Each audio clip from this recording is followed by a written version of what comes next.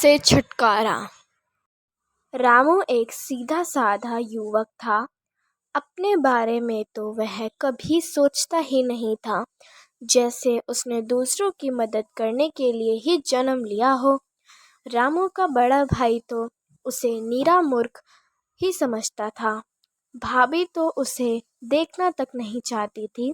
वह रामू को कुछ खरीदने बाजार भेजती तो वह पैसे उड़ाकर खाली हाथ लौट आता। भाभी आंखें तरेर कर पूछती, आखिर पैसे उड़ाए कहाँ?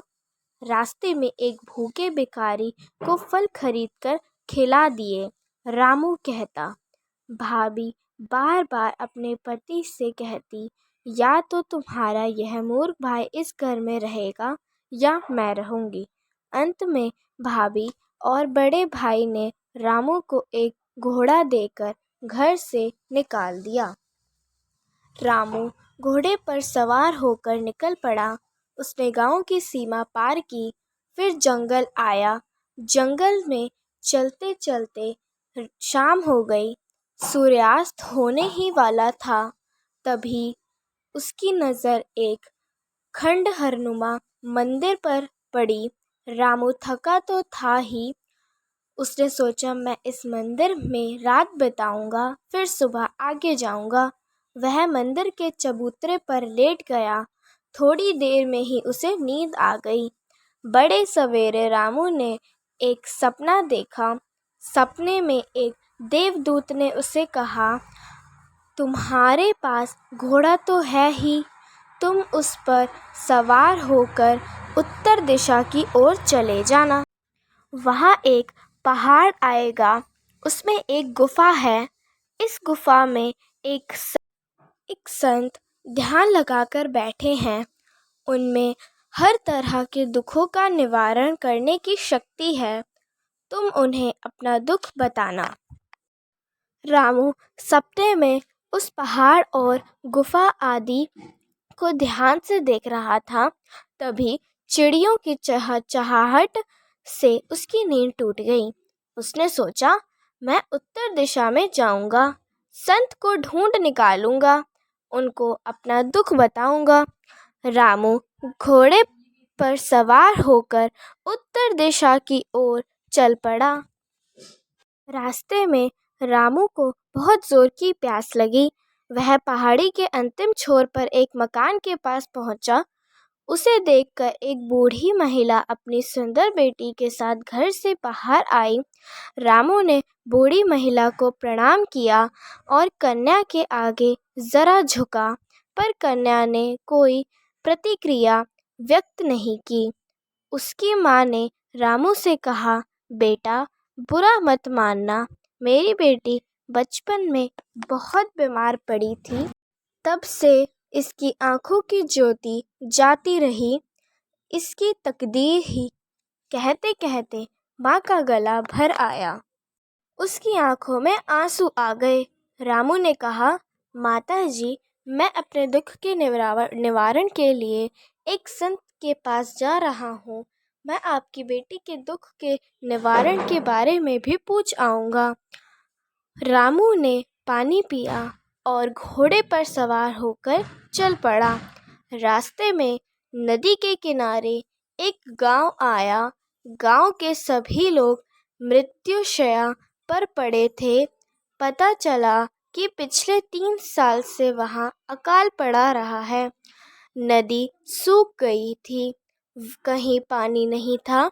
रामू ने सोचा, मैं अपने दुख के निवारण के लिए जा रहा हूँ, तो गांव के लोगों के इस दुख के निवारण के बारे में भी मालूम करके आऊँगा।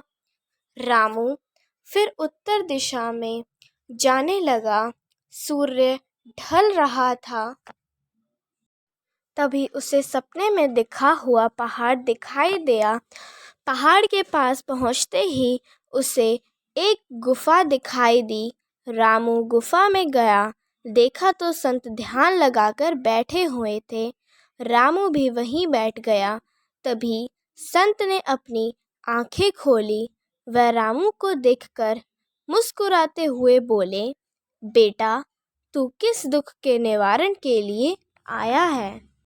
रामू ने पानी के लिए तड़प रहे गांव के लोगों और पशुओं के बारे में उन्हें बताया।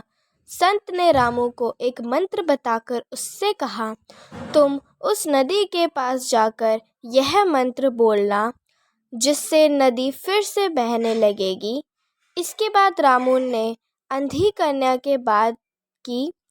संत ने कहा, तुम उसके पास यह संदेश पहुंचाना कि उसे विवाह करने वाला युवक जब उसे स्पर्श करेगा तो फौरन उसे दिखाई देने लगेगा।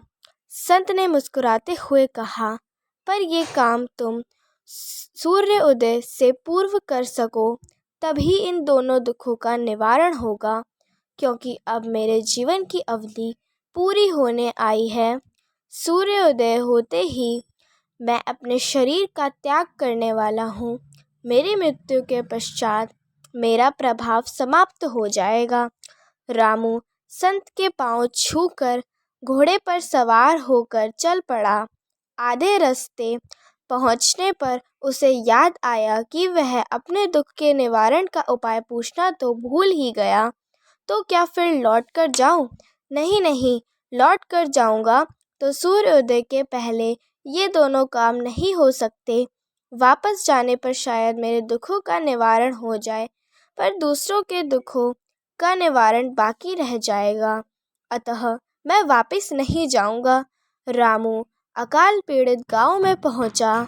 उसने नदी के किनारे खड़े होकर मंत्र पढ़ा। तुरंत उसके कानों में कल कल कल की आवाज़ सुनाई दी। चांदनी में चमकता हुआ बहता जल उसे दिखाई दिया। रामू ने मन ही मन संत एवं भगवान के प्रति आभार व्यक्त किया। इसके बाद रामू और तेजी से अपना घोड़ा दौड़ाने लगा। सूर्योदय होने में अब अधिक समय नहीं था, पर रामू समय पर उस बूढ़ी माँ के घर पहुँच गया। उसने बूढ़ी माँ को कन्या के अंधेपन को दूर करने का उपाय बताया। फिर रामू ने उस कन्या से भी कहा, तुम दुखी मत हो, तुम्हें अवश्य दिखाई देगा। यह कहकर रामू ने कन्या के कंधे पर हाथ रखा। तभी कन्या के मुंह से निकल पड़ा, अरे मुझे तो सब दिखाई दे रहा है। माँ ने रामू से कहा, बेटा तुम्हारे छूने से मेरी बेटी की आंखों की ज्योति लौट आई है। तुम ही इसके होने वाले पति हो। रामू शर्मिंदा हो गया। माँ ने रामू से कहा, लेकिन बेटा क्या तुमने संत से अपने दुख के बारे में भी पूछा? तुम्हें क्या दुख है? रामू ने धीमी आवाज़ से कहा, माँ मेरे बड़े भाई भाभी ने मुझे घर से निकाल दिया है। निर्वाह के लिए मेरे पास कुछ भी नहीं है, केवल यही एक घोड़ा है। लेकिन लेकिन लेकिन क्या बेटा? माँ ने पूछा। अपने दुख के निवारण के बारे में पूछना तो भूल ही गया। कोई बात नहीं, माँ ने कहा, अब तुम यहीं रह जाओ। यहाँ घर धन दौलत करना सब कुछ है। तभी सामने वाली पहाड़ी के पीछे से सूर्य उदय हुआ। इस कहानी से हमें यह शिक्षा मिलती है कि दूसरों का भला करने वाले का भला स्वयं ईश्वर करता है। हमेशा दूसरों की मदद करो। मनुष्य की सेवा ही भगवान की सेवा है। धन्यवाद। दोस्तों, यह कहानी यहाँ पर समाप्त होती है। अगर आपको यह कहानी अच्छी लगे तो like, share and subscribe to this channel. Thanks for watching.